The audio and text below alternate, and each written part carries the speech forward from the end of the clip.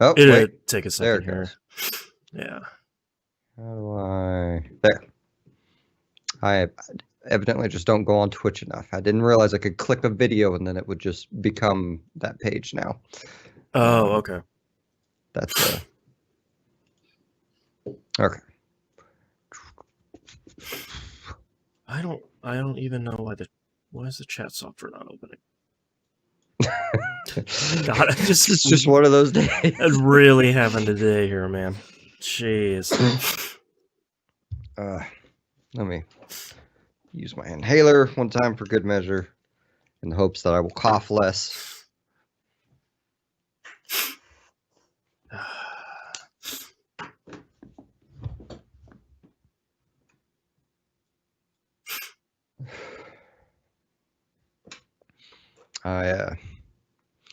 Man, I did start Metroid the other day, and then I immediately, like, I played through the intro, and then I went back to Hades. I've also been playing Hades, and I taking it real slow and like trying not to look up anything because I'm sure people are like, "Oh, here's the only good loadout to get to the final boss." It's like, no, that's all right. I'm just gonna. Nah, there are a bunch of good loadouts. Nah, don't listen to Yeah. that. I was, if you don't care, I was going to briefly talk about it, Oh, or sure. maybe Yeah. not for a few minutes on this. I know it's Angel Line. debatable RPG, but Angel Line chat says here is a good pre-episode question. What are your go-to new consoles for the next gen PUP crew?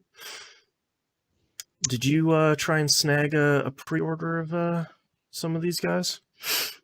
I tried both and failed both times. Okay. So it's probably going to be somewhere between January to March before I get around to getting one, unless I just randomly find one on the shelf. Right. I feel like I'm super conflicted because I'm only going to be able to probably buy one and then buy the other like half a year to a year later or something like Mm-hmm. that. And so Microsoft buying Bethesda has just thrown a giant wrench into my plans because now Yeah. I don't traditionally like the Xbox UI and its Yeah. functionality, but now they own Bethesda, In Exile, and Obsidian. There's all my games I love. Yeah, pretty Yeah. much. So and we know, if they're going to do Persona 6 for PS5, Right. okay, let's say if the mythical thing happens that they release Persona 6 next year for Mm-hmm. PS5, like the realistically, they're also going to release it for PS4, like they did with Persona 5. Yeah, most likely, yeah. And other than that, it's like all the games I will probably. Well, I say that Bethesda, they're not going to release a game for 5 years. That. Yeah, like Starfield and Elder Scrolls 6 are forever away. Yeah. Yeah. But in Exile and Obsidian, they'll probably have a game come out in the next couple years. Yeah, they're both of them are putting out games at a pretty good clip. So I guess the answer is I don't know. I Right. am gonna buy whatever I can find on the shelf, probably in like December or January, and we'll go from there. I'm getting Cyberpunk for PS4 right now, which Mm-hmm. I've been second guessing since Microsoft bought Bethesda. Right. um, Yeah, I pre-ordered both. I managed to get a pre-order for both of them on Amazon, so that was my plan all along, and I've been busting my hump doing freelance podcast editing to save up for this $1,200 bill for two stupid video game boxes. But yeah, a lot of it is like it's a hard choice because like I gravitate in the last gen. I have gravitated more towards the exclusives on the Sony side than I have on the Microsoft side. Um, but Game Pass is just such a good deal that when you look at Series X and S, yeah, it seems an awful lot like even if you play a lot of games, you could probably buy a Series X for $500 and kind of not buy another game for a really long time. And you just pay for Game Pass, so that's pretty attractive. And the PS5 is really big. So that Xbox, I don't know what to call it, but you get it from like the Microsoft store where you pay $26 a month or It's something. like all access or something like that. Yeah, and Yeah. you get like the Xbox Series X and the freaking Game Game Pass Pass and Ultimate. Gold. Yep. Or is it Game Pass Ultimate or is it Yeah, it's just Game Pass Ultimate, which includes Game Pass, xCloud, and Gold. yeah. And Yeah, you get like that that for like 2 years. This is 2-year, 24-month payment. something Yeah. like that. Like It's a I good don't know deal. how they feel about paying stuff off early, but honestly, if that gets back in stock and the options available, I could see myself Yeah. jumping on that. Well, pretty soon more retailers are going to have all access in stock as well, like Best Buy, GameStop, and I think Ooh. Walmart are supposed to be doing it. I don't remember if Amazon will. Hmm. Yeah. There's a large appeal to me for that. Yes, 100%. Yeah, because So people are like, well, you spend more in the long run. It's like, well, that's sort of not the point. And if you were only getting the console, that would be one thing, but getting 2 years of this of no, Game Pass and xCloud for that same price, like that's a great deal.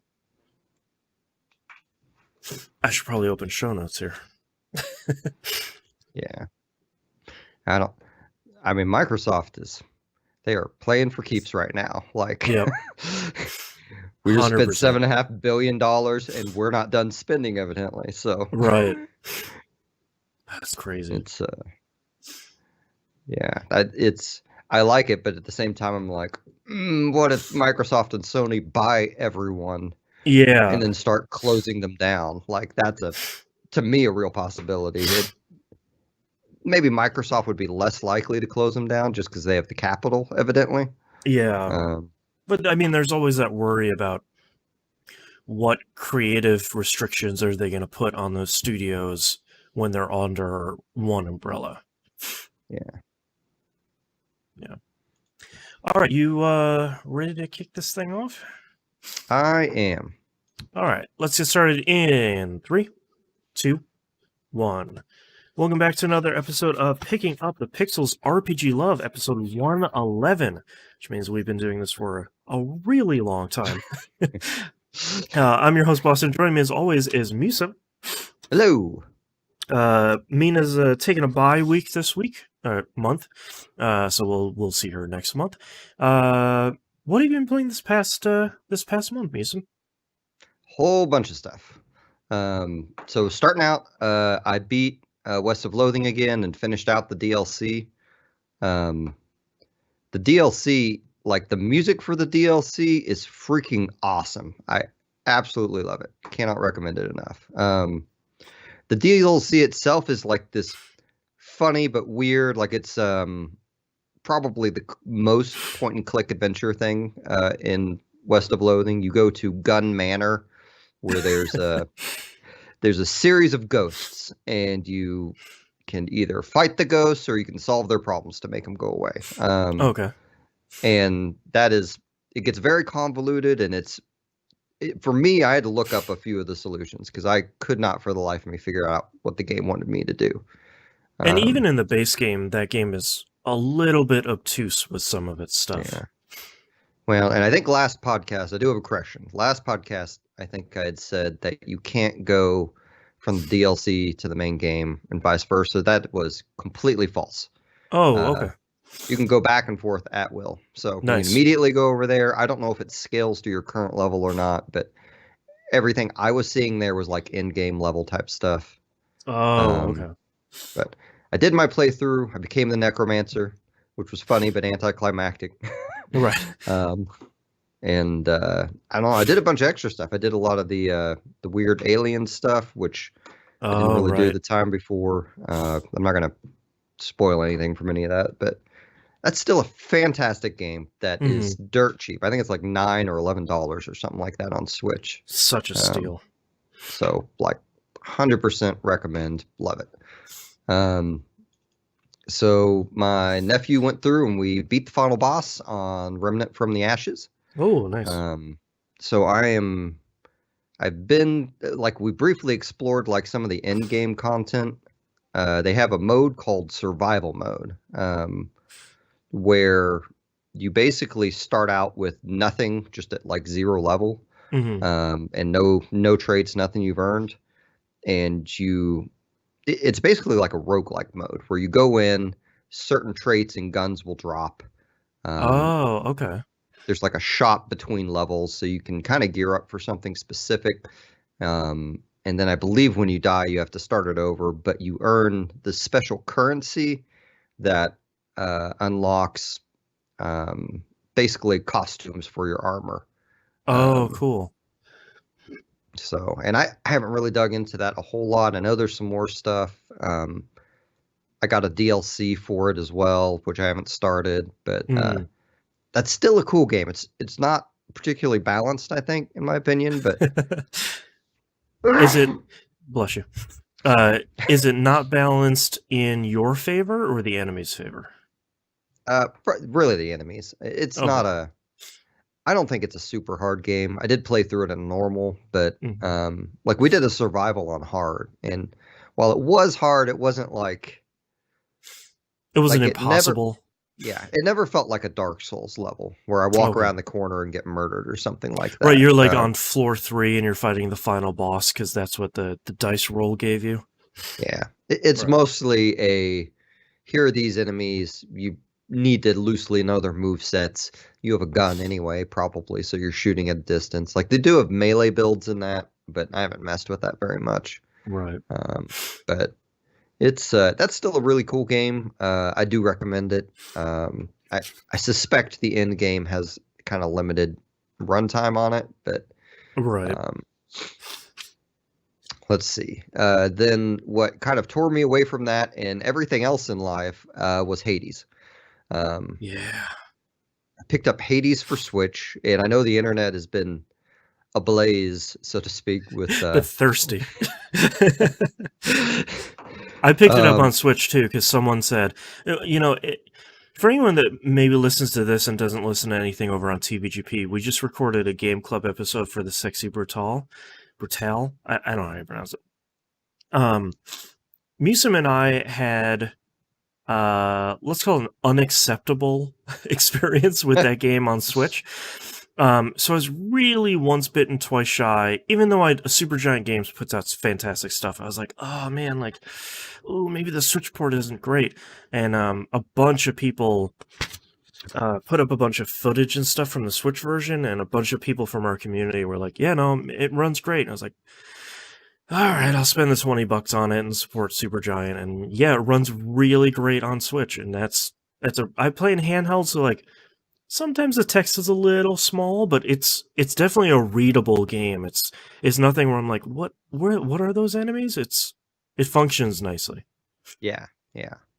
Um, so I thought I would describe like some of the systems in the games because I feel like a lot of people have just been saying it's good, and I really haven't heard, like what people to expect. So like Right. the conceit of Hades is you are Zagreus, son of Hades, and you are wanting to escape Hades, Yeah. wherever the underworld's called. I forget. The first area is called Tartarus. Hmm. And the conceit there is that you dying is built into the story of the game. So all the characters acknowledge it. The bosses acknowledge when you beat them or don't beat them. And Like when I've you lose to the Megara, the first boss, like you go back to the hub area, the lobby area, and the first guy you run into is like, ah, she got you again, huh? All right, get back out yeah, there, Tiger. Like I think that's one thing that a lot of people are, if they haven't clicked with a roguelike, are really clicking with that, where it's win or lose, the story's gonna keep progressing. yeah. So as you go through the level, you basically have 3 abilities. You have your attack, you have your special attack, and then you have cast. And despite the names, you can really use them all almost virtually as much as you want. Hmm. And as you go through the levels, you find these boons from the gods, and those are your kit builds. Basically like Zeus, one of his abilities lets a lightning bolt strike after you use your dash ability, for Right. instance. And Athena is all about deflection, adding deflection to various skills, which is super useful, by the way. Yeah. Um, like when you get some of those enemies that just like make it basically a bullet hell, like when you have Yep. deflect on your dash, you're just like, I am a god in this game. Right. One of my favorites so far has been, I don't remember who gives it to you, but I had on my normal attack, I could inflict enemies with hungover, and they would take a pretty significant damage over time attack. I was like, ooh, okay, all right, I'm starting to see some interesting builds here. Yeah, that's Dionysus, and that's Okay. the cool thing is, so several of the characters have like those status things like that. Dionysus Yeah. has the hungover. Aphrodite has something else. I don't remember what hers is called, but at some point, you will have the option to get an additional thing that like gives that attribute like a second thing it does to the enemy. Oh, interesting. And it doesn't always show up, you know, just because the nature of the runs, but Right. it's pretty cool. I wish I remembered an example to share, but I don't. Oh wait, maybe I know one. So the sea god guy whose name is not coming to me Poseidon? right. Thank you. Yeah. The- Between the two of us, we'll remember most of them. So Poseidon's deal is he adds knockback to most of your attacks. And at some point you get a status ailment that it knocks the enemy back and gives the character the status ailment that I think does cool. extra damage or something like that. And anyway, no, that's probably most of the mechanics for the game. You know, it's procedurally generated with freaking awesome art. Of course, Yep. Darren Korb's awesome music, and Oh, it's so good. I guess he's the voice actor for Zagreus, which I would have never guessed. Wow. Because the Supergiant Games narrator is there, of course, as sort of like the I guess he's narrator of the game, even though Zagreus spends most of the time talking. Boy, a lot of really good voice acting too. And I think oh god. Oh, I was just say that voice actor actually plays like 4 or 5 characters. Oh wow. Interesting. He plays the narrator and Hades and the boat guy.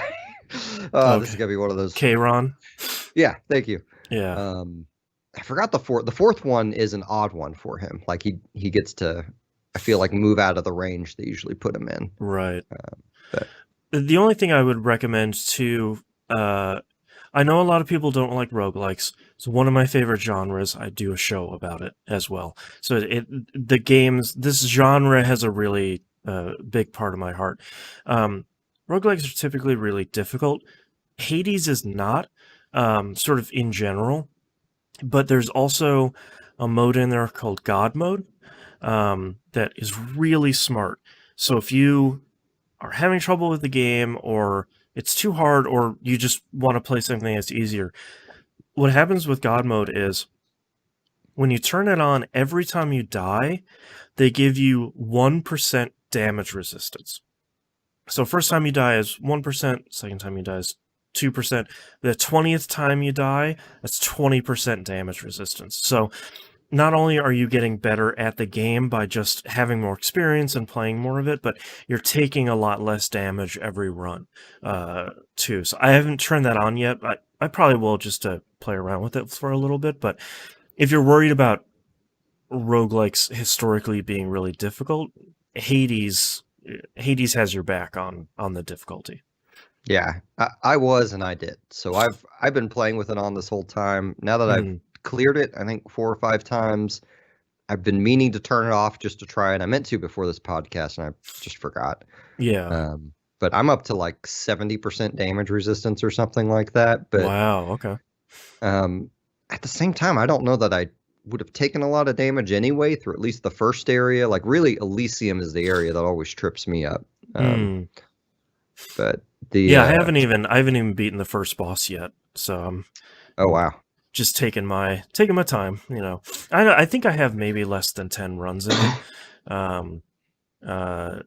Largely because I just haven't had a ton of time to play my Switch lately, but a lot of that is also just experimenting, where it's like, oh, what does this symbol mean on this door? Oh, okay, well, what does this symbol mean? And oh, here's this chest I can open, and I can get X number of things if I beat all the enemies really fast. Let's try and do that. So a lot of it is like, we call on we call it the flow chart, where you're sort of building, what do these enemies do? What are their attacks? How does all this stuff fit together, building in that mental flow chart?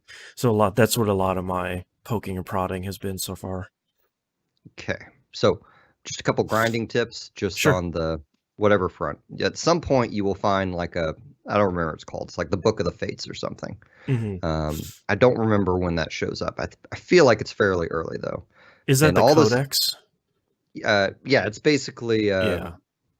I picked that up a couple runs ago. Is that the codex? Actually, that may not be the codex. So this book sits in your room. Oh, okay. I don't think I have that yet. Okay. And that one it's basically a bunch of lists of things to complete. Like the fates basically say, if you help us make what we intend to happen, we'll give you these prizes. Okay. And a lot of it is like, here's Hermes' page in this book, and all of his things are just get every single ability he has. And as you go through the level and you choose your boons that you accept, it'll have the dialogue fated choice by whichever ones you haven't done yet. Okay. So like one, it's really cool because it encourages you to try other things, but something I didn't think about doing until I completed it a couple times was, oh, I should probably just be picking the fated choice ones now because I get really good prizes for ending this. Right. So that's, maybe you get that after you beat Megara. I'm pretty sure you get it before you get to the second boss. Okay. And then the other one is speaking of the codex, like most of the characters in the game you can give gifts to. Yep. And every character that you can give gifts to has a present they can give you, and it usually requires, I think, 2 gifts or something like that. Is that one of those heirlooms? It's one of those. Yeah. Oh, okay. Yeah, exactly. So I would hold on to those and just kind of pay attention to who you haven't given one to or not, because a lot of those are super helpful. Yeah, I just got one from Nyx, I think, that the first level is plus 25 HP, and like the next level, which is only like clear 20 encounters, is like another 25 HP on top of that. I was like, oh, yeah. That's okay. Yeah, that's very helpful. I used that one for a long time. Yeah. And then I got one that gave me a small percentage chance that health would show up when I broke faces. Oh, yeah, because there's a ton of, yeah. That one's interesting. And that one is, I only have like 2 or 3 of them max, because every time I do a run, I'm like, I know I can survive with this one. But right. Anyway, I won't go on any more about that, but I freaking love Hades. I'm normally, like, I don't hate roguelikes by any means. I've definitely had some I've enjoyed. I don't think I've had any that I've really played to completion. And this one I'm playing almost daily still. Right. And just, I completely adore it. So it's so good. So next up, been picked up 13 Sentinels by Vanillaware. Me too. I'm not super far into this. Like it does a couple. So I do like the game quite a bit, but it does 2 things at the beginning that immediately made me severely uncomfortable that I didn't know about. Okay. One was like the first time your kid gets in a mech, like they're naked and they're like, yeah. Guess what? When we get in the mechs, we're naked. And I'm not. I didn't know about that. Excuse me. And like they handle it where it's not like gratuitous, but it's one of those things where it's like, but did you need to? Like, did we need to do this? When they first said it, I thought, oh no, this game is is going to be targeted online. I'm going to get like weird magic girl changing sessions when they get in there, and mostly it's you don't get any of those. It's just suddenly the character's portraits. You can see their shoulders or their backs, and Right, yeah, the portraits are super tiny. yeah, I think some of the women get unequal treatment in that department, which is disappointing, but I guess expected, from a Japanese publisher. And then the second was, and I still don't know how this one's going to resolve. They have a trans character in the game. Oh, interesting. I didn't know that. Which I like the idea of there being a trans character, but my understanding is Japanese culture is not as progressive as ours in terms of accepting like right, and our culture isn't super progressive in general. We're still behind, but yeah, so far, like I read a forum that said it wasn't done well, and granted, cisgender white male, to a very large degree, my opinion does not matter whatsoever on this. So right. But so far, what I've seen of the character is this one character called it strange, and then it became incredibly obvious that character was highly attracted to this character. Oh, now I know which character you're talking about. Yeah, because they address it pretty early on in a pretty interesting way. Yeah, and I think it has potential to be a semi-positive one. Obviously you have characters who are not progressive in the game, so to speak, right. But there's been no like there's no like overly aggressive or strong language about it. Yeah. Like the guy that's very clearly attracted to this character is just sort of like sort of into you, and whichever gender you decide to present yourself as, that's fine, because I'm sort of digging it. Yeah. So far, that character's barely been in the game for me. How many have you finished everybody's prologue yet? Yes. Okay. I'm only like 4 or 5 prologues deep, so I just dealt with one character that like re-meets up with her. I'm trying not to talk too much about the story because I don't know which is a spoiler or not. Like the first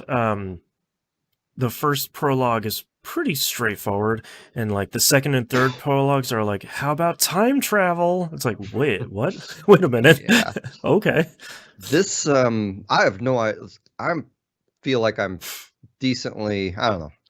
I have no idea how to mark my progress on this game. I guess it kind of, so after you finish the prologue, it basically says, do what you want. You basically have a menu where you can go to the battles. You have a menu where you can continue the stories, and then you have a menu that is just a database of things you've discovered, and you earn a currency that unlocks certain entries. Oh, wow. Interesting. And the way a lot of the story things happen, because I don't have all 13 characters accessible to me in terms of choosing the menu, I don't think yet, but every time you start a new section of their story, they have a thought cloud you can go into. And as you go through those items, you'll get caught up on what this character was doing and what they had just seen and things like that. The thought cloud, like internal dialogue stuff, I think is really cool. I think it sounds a little cheesy, where it's like, hit the triangle button and they'll talk to themselves about this thing. But when you can combine that with presenting that as a dialogue choice to other characters, I think that can be really cool. Yeah. And I haven't seen a whole ton of choice in this game so far. No, yeah. Like I've had 1 or 2. I don't know that they were impactful at all. I don't know that something different would have happened had I said otherwise, but I do know when you go through your thought cloud, your character takes the item they have and looks at it. And I do know I was in a scene where I was on a corner of a busy street, and my character pulled out a gun he was thinking about. And the cop chased him off the screen. Oh, wow. Interesting. So there's little things there. For the most part, I think this is a mechanically linear story, we'll say, even though it is very much non-linear in any fashion. But I think like the story is mostly set in stone. And then the battle, like I've cleared the first area of the battles, which I didn't find hard at all. I think it wants you to use less, like, so when you go into a battle, you can have up to 6 characters when you're turned loose.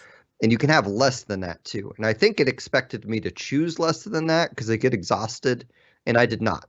Oh, okay. And I just obliterated every single challenge. So there were a couple, like each battle you do will have like bonus objectives, like only use 4 characters on this. So I missed those objectives. But I'll probably, I don't know if it'll let me go back and get them. I guess I should have tried that. Or like if it even matters, because it seems like that's not. It's interesting because it seems like that's not really the focus of the game, at least in the very beginning.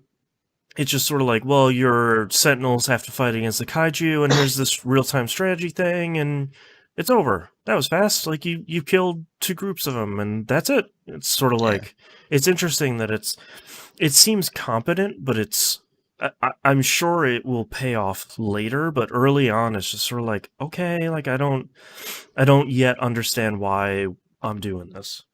It's a really weird battle system, like all said and done. Like, you don't have your graphic for your mechs is just a little like diamond thing. Yeah, like a diamond-y triangle thing. So you don't see the mech design. The enemies are basically the same way. Yep. You're on a city map where you can only walk on the streets. It's like a Shin Megami Tensei style, where it's just like, here's this like 2D overhead map. Like, get to walking. Yeah. It's a lot like that. That's a perfect example. Yeah.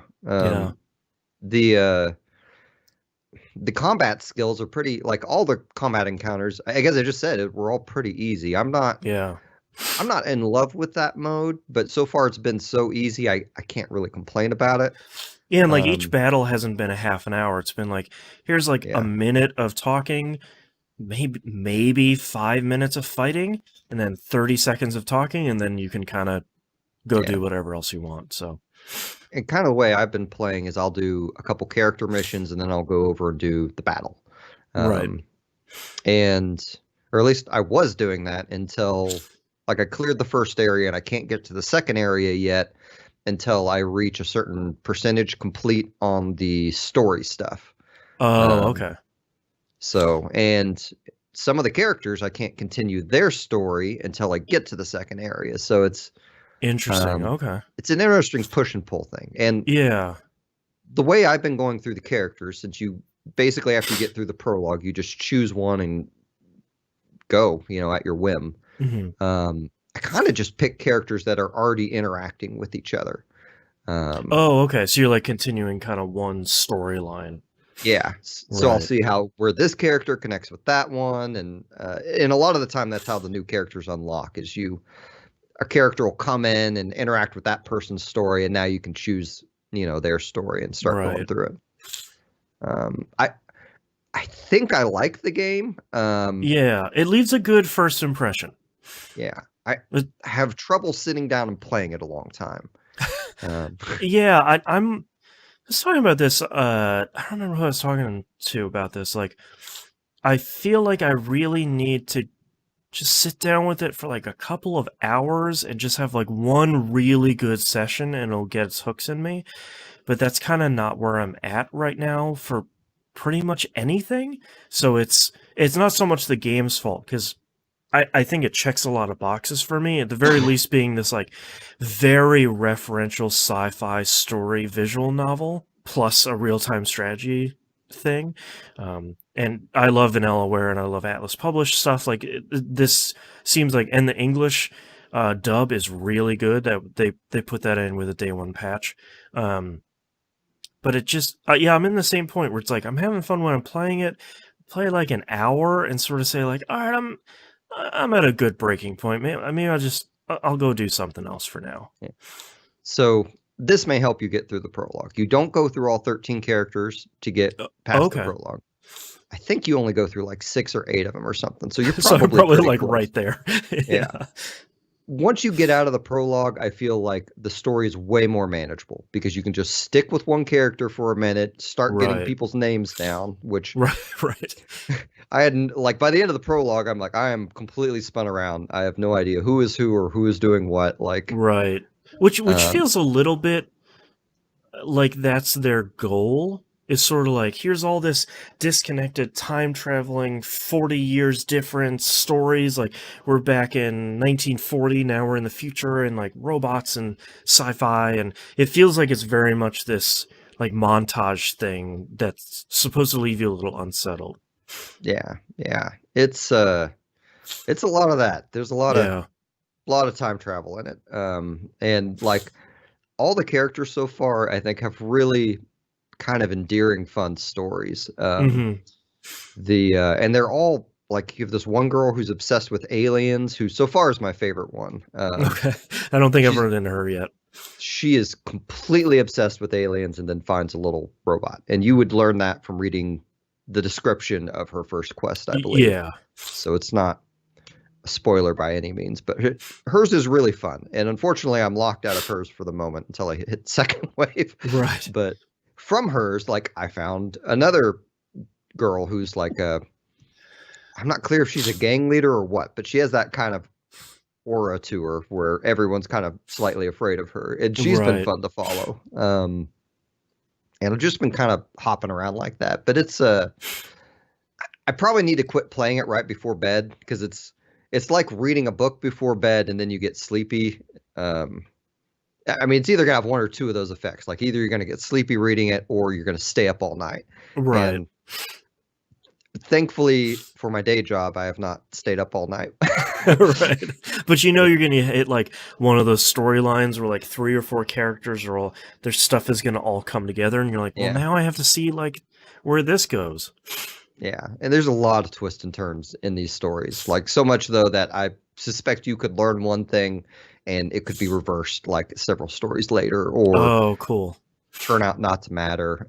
I'm not really sure. This game could go anywhere. It's crazy and fun. I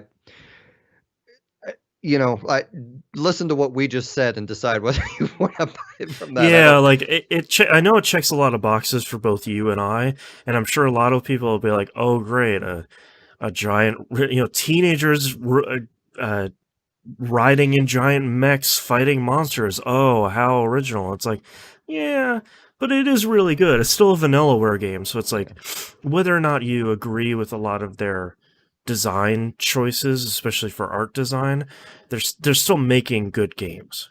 Yeah. And these are the most like what's where I'm looking for. We'll say like human proportionate characters. I think they've drawn up in a while. Yeah, especially after Dragon's Crown, where it's like, what is happening? Like, they aren't, like, it's not going to be the Odin sphere thing where the men have like tiny legs and massive torsos or something like that. Like, they're all proportioned mostly correctly. So except for one or two, but anyway, it's fun so far. So next on my list, I'm going to talk about Marvel Strike Force for a minute.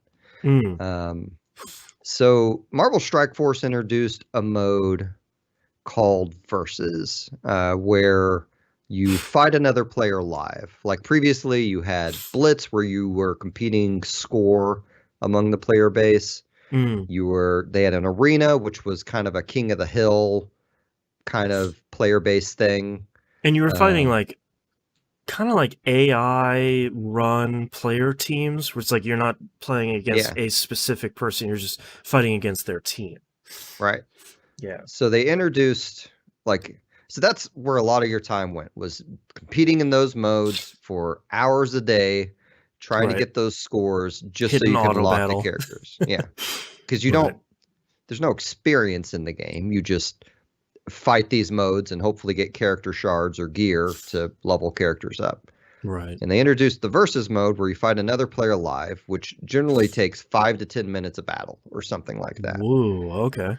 It's a fun mode, but the problem is when they add milestones to it. So the way the mode works is you get on your whatever screens, and then you both get to ban 2 characters. Okay. So there goes like half a minute right there. Right. And like, all the selections are timed, but every single time I went to that screen, I forgot all the characters were in alphabetical order. And I'm like, where's this person?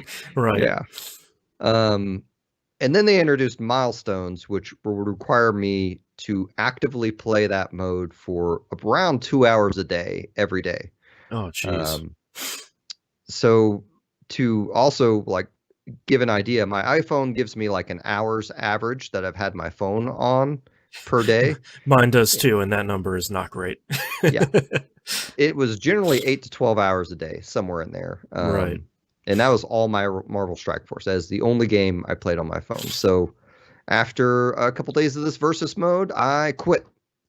I think it's so funny. I'm laughing because this seems like it's the mode that has broken everyone I know that has played this game, where it's like, look, I've been playing this game a lot for the last couple of years, every day, like multiple times a day.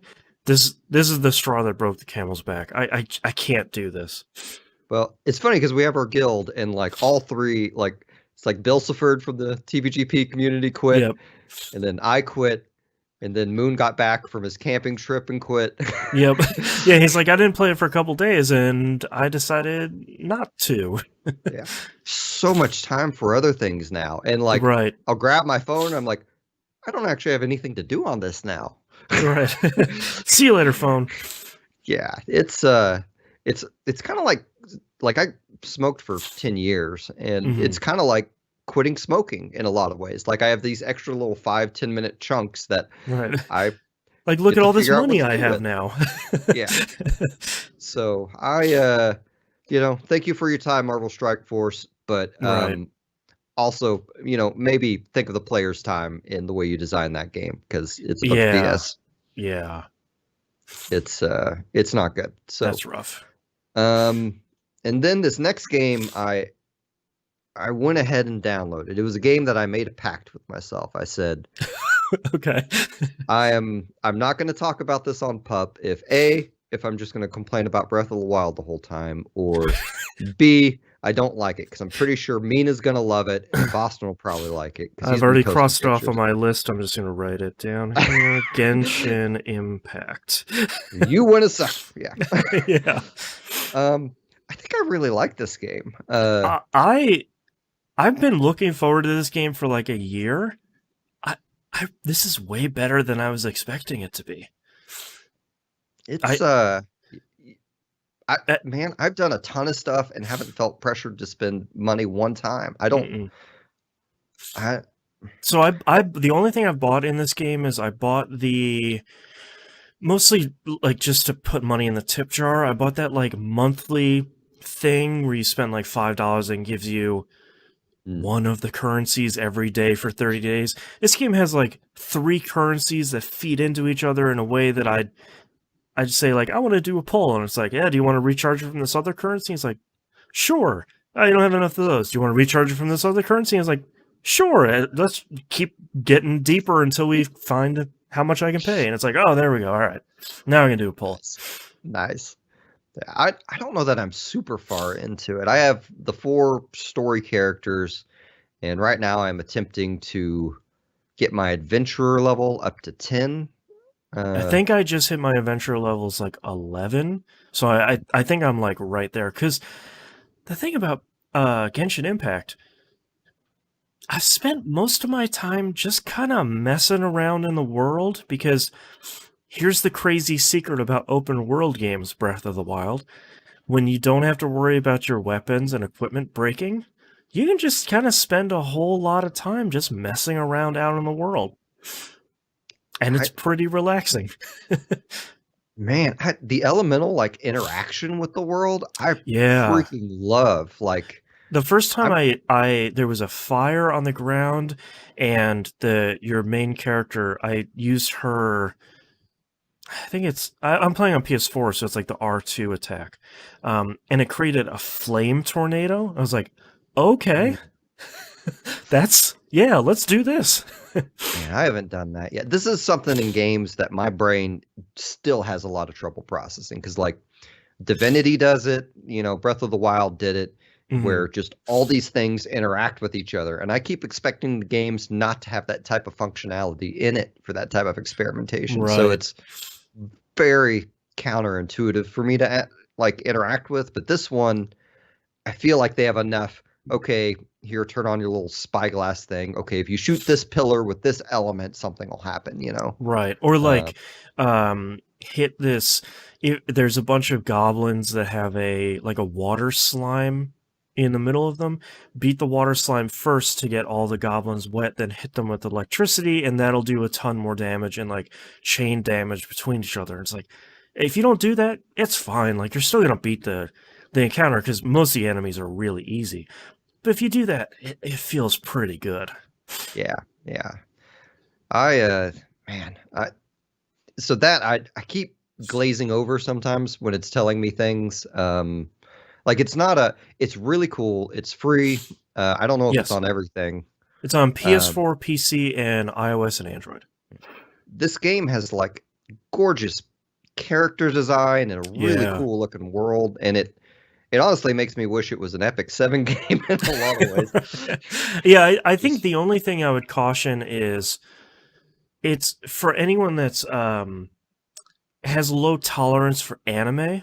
This game is very anime. Like your Paimon, the sort of floating angelic, slightly annoying character, that mascot character that is with you, that's going to be your breaking point if you don't like anime. But like if you've seen literally any anime, you can probably ignore Paimon pretty easily. Like your character doesn't speak, but you're suddenly the hero of the land and you're fighting dragons within the first hour or so. Like it's pretty anime, but it does what it does really well. And I think part of what I'm enjoying so much is it's super easy to get into. It's free on every platform, and it's just fun to say, like, look at this cool tree over on this cliff. I'm just gonna go Breath of the Wild over there, and if it's raining, I can still climb up a cliff, which is really great. They give you a ton of stamina to start with. You have that cool glider that doesn't take a lot of stamina. You the They're giving you characters pretty freely as the story goes on, where it's like, yeah, man, here's like your 4 character party. You got close range stuff. You have this cool fire archer lady. Like Genshin Impact is pretty cool. yeah, like I don't know. I maxed out my first character at level 20. Yep. I have no idea when I will get her ascension materials, but I guess that's a thing it's gonna do. Like it does have, a lot of gotcha tropes in it. Yeah. Like Like pull another copy of this character that other than the main character, you'll be able to level them up a little bit more and like unlock some other skills and stuff, which I haven't done, but oh, I didn't know that. Yeah, yeah. I barely looked at the internet on this game. Like I Yeah, I looked at haven't it. either, yeah. Today was the first time I'd pulled anything up, and that was okay. Where do I get this material to feed to this statue so I can level up my adventure Right. level? I had to And, look that up too, and as soon as I saw a picture of it, I was like, "Oh, I've seen these like everywhere, and I didn't know what I was supposed to do with them." Okay, all right, let's go. Now, part of what I'm doing right now is just like they give you like an Adventurers Guild handbook that has challenges in it, and one of those challenges is like level those statues of the 7, I think they're called, up to level 4. So I'm just like, well, let me just explore this area to see how many more of these floating blue things I can find, because there's a number of benefits, and it's just kind of fun just kind of poking in all these nooks and crannies and climbing up all these columns and seeing like, oh, there's a chest up here, and oh, there's bird eggs up here, so now I can make an omelet when I get back to a fire. And I don't know, all of it coming together is really clicking for me. yeah, I made I can't remember what type of food it was, but I made something that gave my party like regeneration, which Oh wow, nice. I just use it on every boss fight now. Oh right. It's I don't know. I think I have like, I don't know, 7 or 8 characters or something, because I have the 4 main ones, and then I'm not going to remember any of these characters' names, but I drew Oh a no, wolf me kid. neither. Okay, I don't have him. That's fun. He's cool because like he's like his voice acting's like slightly annoying, but he has a little specter wolf that shows up Oh, that's cool. super cool and appears to also possibly be his parent. I'm Okay. not super clear on that yet. Yeah. I got a lady in red who I feel like has an eye patch, but I might be wrong. Is that the character that starts with the letter X? I She has have no like a idea. fire teddy bear when she has one of her attacks. I literally just got her. I haven't Oh, used her okay. yet. She's a sword wielder. It's entirely possible. Oh, I think I just pulled one of her too, where it's like she showed up and she has this giant red sword, and I was like, all right, yeah, cool. All right. That sounds right. Yeah. I did the 10 polls for the maid, 4-star maid chick whose name I don't Okay. remember, but I don't know if I have her either. it's in the store. So if you get like 10 of that currency, it guarantees you, I think, one of her. Okay, okay. Maybe I haven't done that one. There's a lot of menus in this game, like not in a Yeah. bad way, but there's sort of they keep adding icons to the start menu where it's like, okay, I feel like I can ignore a large number of these, and some of these might have. I need to like every day I'm logging in to just play a little bit, and I should probably look at the shop because it seems like stock changes in there pretty frequently, and I just keep forgetting because I keep looking at something off in the distance and being like, look at this cool river over. Well, let's see what's the end of this river, and then like I lose an hour because my kid loves watching it too because Oh, she calls nice. it the running around kids game. Well, and I know I said I wish like these were Epic 7 things, but at the same time, I wish, how do I put this? The characters in this are clothed and proportioned like adults. Yes, It yes, is not as pervy as Epic 7. So I want like right. those two things combined in a way. But I'm not super in love with the UI functionality. So it does Yeah. it has all these icons in the top right corner where it'll do like little red dot notifications like you get on your phone. Yep. And then when you go to your menu, those dots aren't there anymore. And there's like until no icon that directly aligns to the one that's in the upper right hand corner where it's like, where's this like face Yeah. of the main character? There's none of the screens look like that. It's not intuitive. And I don't like No. I don't like that my regular attack button is the circle button. It's really confusing because I'm used to regular attack is square, heavy attack is triangle, which in this game is like your heavy attack is on R2 and your like ultimate special attack that you have to build up is on triangle, and it's just like, oh, I keep using it accidentally on like one goblin because I just want to blast them away with a little bit of wind, but I forgot that it's annoying. I keep expecting circle to be dash is my biggest problem. Yep. And I'll hit it. I'm like, why didn't you? Oh, crap. Okay, I got hit again. Yep, I have to hit R1 to dash. It's also weird because if you go to your radial menu and select something, then it pauses the game. But if you hit your options button to pull up that menu, it does not pause the game. Right. Like, yeah, it's all these weird little things. Yeah. I think this is like this company's 4th or 5th game, so it's one of those things where it's sort of like, all right, some of this stuff feels a little bit weird. Like maybe that was some of these interfaces were largely designed for mobile, and that's why kind of the translation to a console or a PC is a little bit weird. And it definitely doesn't ruin the experience. It's just sort of like you can't even navigate your options button menu with the D-pad. You have to use the analog stick, and it's just like, ugh. That took me a good like 5 minutes to figure out. I'm like, why is this tip coming up? Right, yeah, exactly. Yeah. Kept pressing down and but then like when I get back into the game and I'm out in the world and I'm out exploring, it's just like, all right, yeah, like this is you get into the rhythm and it feels like when Breath of the Wild was clicking with me, this feels very much like that, but Genshin Impact clicks with me way more often than Breath of the Wild really did. It has like that JRPG grinding aspect to it that I really like because I feel like I can have some definitive goals in it. Yeah. And there are tutorials.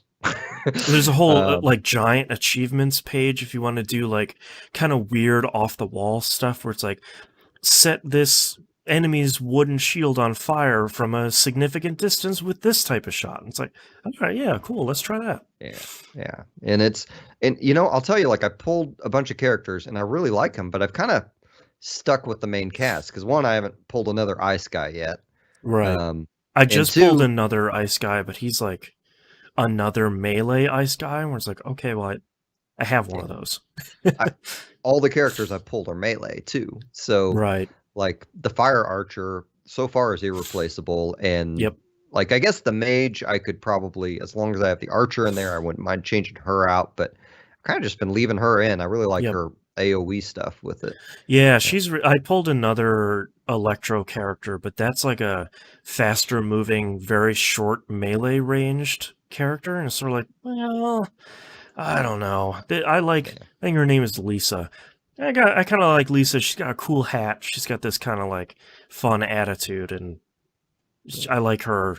I like her kind of animations when she's shooting some lightning. yeah. And I really like that I don't know what the character database is in this game. Like I have no idea Right. who I can get or what they'll look like. And Yep. I think I want to approach this game that way, where I'm just going to remain kind of a slightly clueless noob through the whole thing and just Yep. trip through the thing and not fall into the phone game thing that I have in the past where I'm like, I have to get every single character. How do I grind Right. for this one? Everyone loves this character in the Japanese version, so I've got to make sure I grind on this banner. Yeah, we've all been victim of that. Yeah. Like so many people are talking about, restarting the game to get the great first set of pulls to get this character, and it's like I, I'm not doing that this time. I don't want to. That's a long time. That's like a half-hour gameplay That's a to long restart. intro. Like, there's a bunch of unskippable cutscenes, and like that cutscene was cool. My daughter was enraptured by it, where she's like, "The bad guy took the lady's brother," and I was like, "Yeah, man," because I picked the female character, and I was like, Yeah. "Yeah, man, we gotta go find him." And she's like, "All right, let's do it." It's like, "Oh, okay, all right." Both of us are sold on this game. All right. Yeah. It's man, I love this game. I think as long as you like the anime aesthetic and you don't mind dealing with some free to play overlay stuff, I think you'll Sure. have a real good time with it. And Yeah, and you mentioned it sort of briefly, but I feel like the gotcha stuff so far isn't really that bad. It's not like every time you log in, the hand is out saying like, "Hey, it's $6 more, and you can do like 20 more pulls." The game's just sort of like, "Yeah, man, like clear some achievements, level up some stuff, finish some missions. You'll just get stuff you can turn into pull material." yeah, yeah, it's it did take me a while to figure out the currency stuff. Yes. It kept giving me the paid currency, and I'm like, where do I use this? Right. Like, what am I using it for? Because you can't really. It doesn't really seem like you can directly buy pulls. You have to sort of like buy this stuff that turns into other stuff that turns into pull material, and it's sort of like, Yeah, all right, yeah. this is a bit much. But you do get like by the time I got around to it, like keep in mind I downloaded this last night and played it a bit Mhm. last night and some today. And by the time I found the correct menu for that, I had enough to buy like I think 17 pulls or something like that. Wow. Yeah. So like that paid currency drops fairly frequently in Yep. game. Yeah. It's like Uh, every mission you complete, like every achievement you complete, every kind of like random thing you do in the world will give you like 50 of them. And I'm sure that well will dry up at some point, and I'm sure making a team in the end game, whatever the end game happens to be, will be significantly more difficult. But at this early time, I kind of don't care because I'm just kind of having fun playing it. well, and like with the giant open world that I assume they're just going to keep making bigger, like Yep.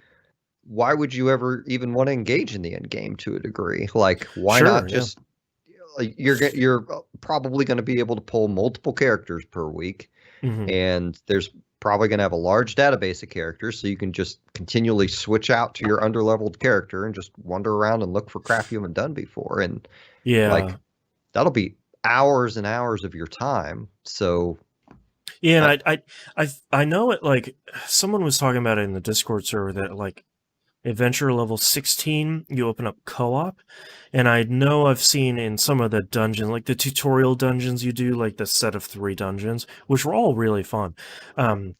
There's an option for like, here's the easy version, here's the more difficult version.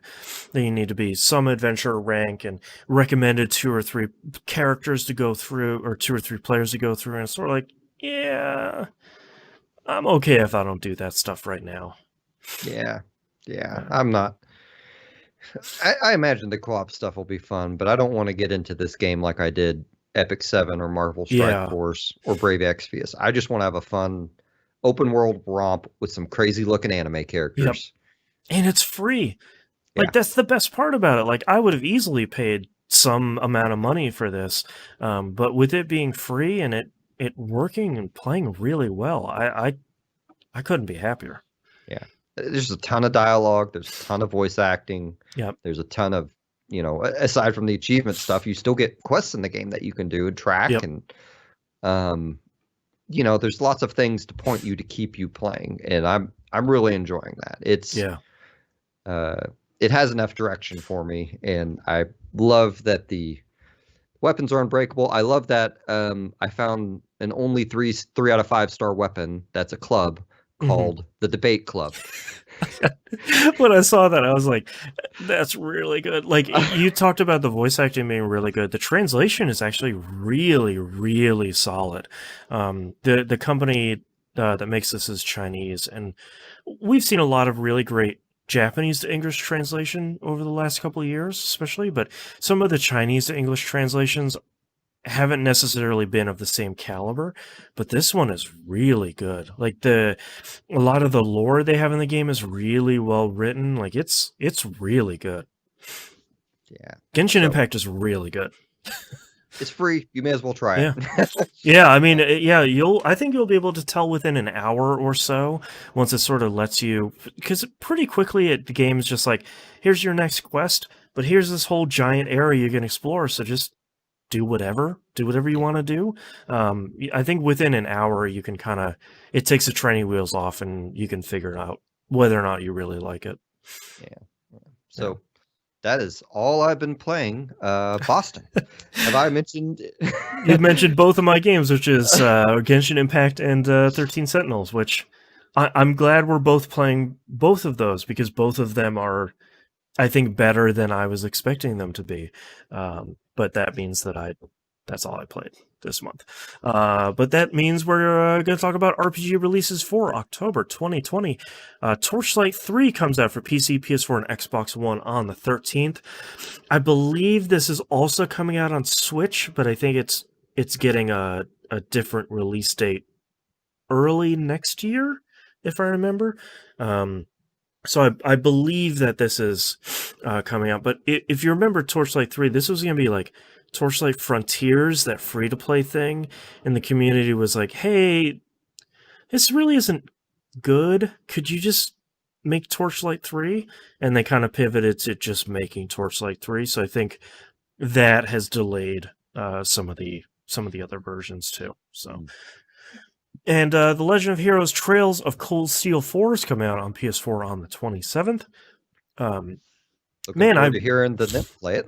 Yeah, like I really want to get into this series, but so much of the Trails of the Sky, like the first set of games, that I played the first one of on PSP, those are all great, but it's like those are on PC and I don't really have a great setup to play some of this stuff, so I'm hoping they'll come out with some collections maybe on the next gen consoles. That'd be really great. That seems like a game series that'd fit real well on Switch. Now, granted, that's most games, but this one in particular, just because it has so many choices and dialogue in it, from my understanding. Especially with its length too, where it's like I will sit down in bed or in front of the TV with a long JRPG. Like that's not a problem. Let's move on to news stories. Sony had a September showcase. Normally we don't talk about these because they kind of don't show RPGs. But this month they opened up a show with Final Fantasy 16. Which right. was not the thing the rumor had been for a while, like, yeah, they're gonna show Final Fantasy 16 off, and I was like, yeah, oh yeah, okay, Final Fantasy 16, sure thing. And they did. This didn't exactly look how I was expecting it to be. How to look? It really looks like Final Fantasy 12 plus Final Fantasy 14, kind of.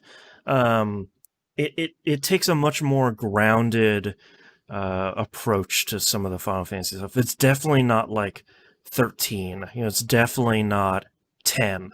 It seems more medieval than maybe some of the other games have been. I don't think I saw any sci-fi stuff in that trailer. No, I mean there's chocobos and they talk about crystals, but like there's no giant sci-fi space guns and spaceships, and there's summons. Shiva shows up, but there's not much else beyond that, which is I feel like this game is probably not coming out in 2021, probably coming out in 2022, based on them saying like look for more info next year. So probably pretty far off, but that's okay.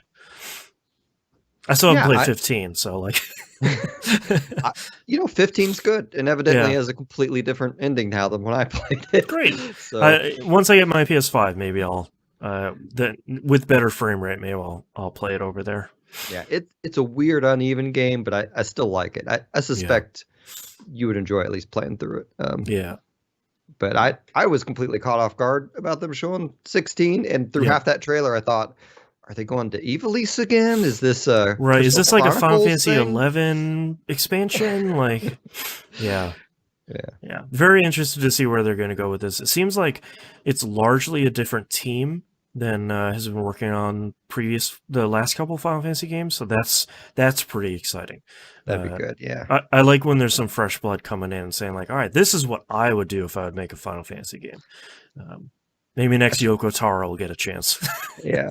I feel like they should just do that every time, because that's such a series based around reinventing itself and doing something completely different than the last. And just turning like in this anthology thing where it's like, all right, this team made 16. Thanks, guys. Everything turned out really great. All right, here's the next team. Like we're going to give it to this company, and they'll make Final Fantasy 17. Like, which is 17, which is so crazy. Gosh, they also showed off. Here we come. Yeah, exactly. They also showed off a whole bunch of Demon Souls gameplay. They just kind of did like a straight capture of kind of the tutorial area of that game that ends with that boss that's meant to kill you. And boys, that game looked really good. Demon Souls is my favorite of the series, and it's nice to see it get sort of a second chance, because Demon Souls didn't catch on where Dark Souls did. I think a lot of people never went back to the previous one, and Demon Souls is a really cool thing.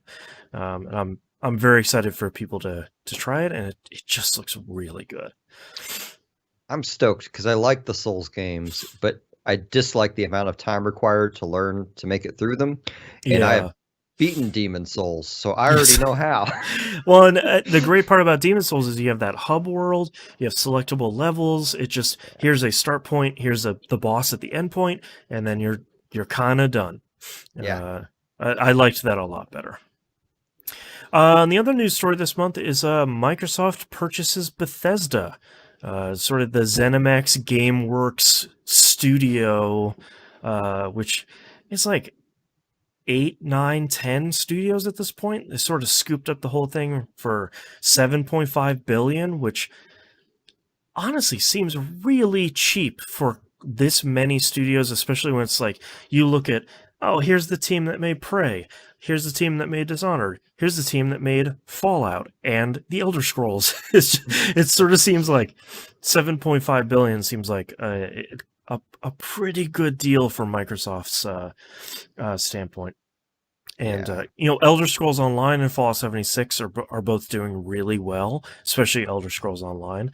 And the excitement level that's going to happen for Elder Scrolls 6, which I sort of expect will be on Game Pass when that comes out, because they'll be like a first-party, second-party studio. I can't imagine how successful that's going to be. Yeah, it's. I'll be curious to see. Like I've heard like compelling theories on both. Oh, this will be exclusive to Microsoft consoles, and or this is still going to come out on everything. Like both sound, in a way, to me, equally plausible. But Well, I think it's when you look at Microsoft's purchasing history when they bought Mojang, everyone was like, "Well, all right, now Minecraft is only going to be updated on Xbox One and 360," and Microsoft was like, "No, why would we miss out on putting Minecraft on literally everything?" So they're like, now it's on Switch, now it's yeah, on xCloud, now it's on, like they're gonna. And I feel like when you look at something like you look at Fallout and you look at Elder Scrolls, that's probably gonna be on everything because you don't really want to miss out on that. But when you look at stuff like Deathloop, Arcane Leon's new game, you look at some of their like not second tier games because that sounds a little dismissive, but not really like their two or three big franchises. I feel like you could see them potentially saying like, "Yeah, Deathloop will still come out on everything because we've already announced that, but future games from that studio are maybe not gonna, maybe not even in the first year come out on other stuff." So, something that just occurred to me is now with Microsoft money and manpower, maybe they will make that remake of Morrowind. I've always wanted. sure, yeah, yeah. Well, and uh, I think that's the exciting thing too because Bethesda has done really well for themselves. I think they've had a lot of issues with releasing a lot of buggy titles. Fallout has historically been pretty buggy throughout the last couple of games. But I feel like you can look at the Outer Worlds and look at uh, Obsidian putting out an uneven game, but largely bug free, which is not the expectation for Obsidian games. And I think you can look at a lot of their other studios and say, like, yeah, Microsoft is willing to pump the time and the money into putting out really great titles. And I think hopefully that money and time will go into engine work for both of those series. Because I think, yeah, especially with Fallout, it's like, look, let's get away from Gamebryo, let's put it on maybe Unreal Engine. What's the most recent one? 5? Whatever the most recent Unreal Engine is, sort of put it on there and kind of get the money and the manpower to get everybody on board with that. I feel like that might be a good thing. man, I would love for them to ditch off, quit with the Frankenstein that is Gamebryo. Yes. Like, I Yeah. know they had some phenomenal programmers on Morrowind that did some things for that open world that they've just kind of carried through all Yep. the games, but it is beyond time, guys. Like, Did you see that news story this week about the development of Morrowind on the original Xbox? I did. It was that the one where they were referencing the quick interview they did, where they were talking about how Morrowind would reboot itself sometimes. Yeah, Morrowind on long loads would actually to flush out its memory would reboot your Xbox during long loads to just flush everything out and kind of get you back on it. It's like, all right, that makes a lot more sense how you fit that absolutely monstrously huge game on that Yeah. tiny little box. So it's actually kind of a cool little thing to watch. It's just a little 30-minute interview that Major Nelson does with Phil Spencer, the two Obsidian guys whose names I never remember, but they're usually the Yeah. ones on stage. I never remember. I think they had one more. Oh no, that was it. That was the 4 guys, and that was one of the stories they told were some of the programming tricks, and then Yeah, that's cool. evidently they freaking threw a party when the Xbox 360 when they were told how much RAM it was going to have. Yeah. Oh man. All right, well, that's our news stories, which means that's our episode for this month. Thank you very much for listening. If you'd like to visit us, you can do so at pickingupthepixels.com. Everywhere to find and follow us is on the right-hand side of the page. Patreon.com/E1M1, the ones are numbers. All the early access, behind-the-scenes stuff, all the cool exclusive stuff. You get that over there. You get a whole bunch of audio. I'm releasing like 7 or 8 episodes a month on that thing for $5 a month, not per episode. Just $5 a month is the recommended tier. And then you help me pay for the show. If you want to know how much it costs me, I'm very transparent about it.